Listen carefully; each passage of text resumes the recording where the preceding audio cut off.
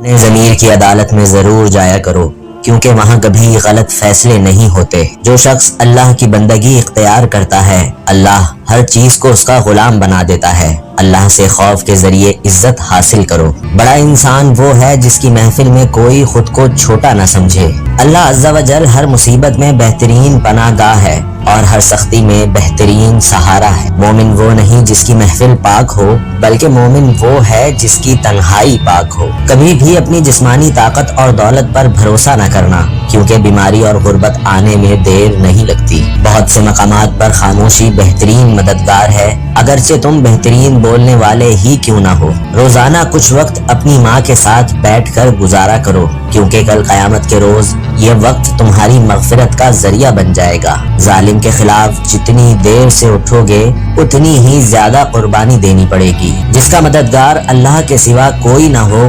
خبردار اس پر ظلم نہ کرنا۔ ظالم کی حکومت اس کی موت کے بعد ختم ہو جاتی ہے، مگر شہیدوں کی حکومت ان کی شہادت کے بعد شروع ہوتی ہے۔ بے شک لوگوں میں سب سے زیادہ کریم وہ شخص ہے جو ان لوگوں کی مدد کرتا ہے جن سے کوئی صلہ ملنے کی امید نہ ہو۔ لوگوں کی ضرورتوں کا تم سے وابستہ ہونا تم پر اللہ کی عنایت ہے۔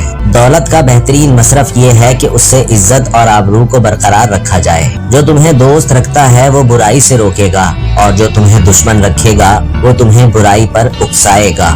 گزشتہ نعمتوں پر شکر کرنا آئندہ نعمتوں کا سبب بنتا ہے۔ لوگوں کا تمہارے پاس اپنی حاجتوں کا لے کر آنا یہ پروردگار عالم کی بہترین نعمتوں میں سے ایک نعمت ہے، لہٰذا اس نعمت سے غافل نہ ہو۔ کہیں ایسا نہ ہو کہ یہ نعمت تمہارے پاس سے پلٹ کر کسی اور کے پاس چلی جائے۔ بردباری انسان کی زینت ہے اور وعدے کو وفا کرنا جواں مردی کی علامت ہے۔ جو تم پر زیادہ تنقید کرتا ہے وہ تمہارا واقعی اور حقیقی دوست ہے، اور جو تمہاری تعریفیں کرتا ہے وہ گویا تمہارا دشمن ہے۔ اے بنی آدم، تھوڑا سا سوچو، غور کرو اور یہ بتاؤ کہ دنیا پر حکومت کرنے والے بادشاہ اور حکمران کہاں ہیں جنہوں نے دنیا کی جگہوں کو آباد کیا ہے۔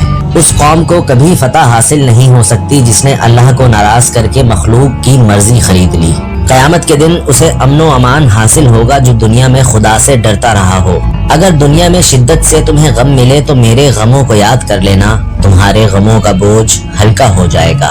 جب تمہیں یقین ہے کہ خدا تمہارے ساتھ ہے تو پھر کوئی فرق نہیں پڑتا کہ کون کون تمہارے خلاف ہے۔ مجھے جنت سے زیادہ نماز عزیز ہے، کیونکہ جنت میری رضا ہے اور نماز میرے رب کی رضا ہے۔ زندگی کا کوئی اعتبار نہیں، جس قدر ممکن ہو دوسروں کے کام آؤ۔ مال یا جان کا چلا جانا نقصان نہیں ہوتا، انسان کا سب سے بڑا نقصان کسی کی نظر سے گر جانا ہے۔ سب سے زیادہ سخی وہ ہے جو ان کو بھی دے جن کو اس سے کوئی امید نہ ہو۔ بے شک اللہ عز و جل تکبر کرنے والوں کو پسند نہیں کرتا۔ صحیح ہونے کی راہ میں ثابت قدم اور ثابت قدم رہیں، یہاں تک کہ آپ کا سفر درد اور چیلنجوں سے بھرا ہوا ہو۔ جب تمہیں کوئی تحفہ پیش کیا جائے تو تم اس سے بہتر تحفہ دے کر جواب دیا کرو۔ جو اپنے بھائی کی دنیاوی ضرورت میں کام آیا تو اللہ تعالیٰ اس کی آخرت کی مصیبت دور کر دیتا ہے۔ جس کام کو پورا کرنے کی طاقت نہ ہو اسے اپنے ذمے کبھی مت لو۔ خدا کے خوف سے چیخنا دوزخ کی آگ سے نجات ہے۔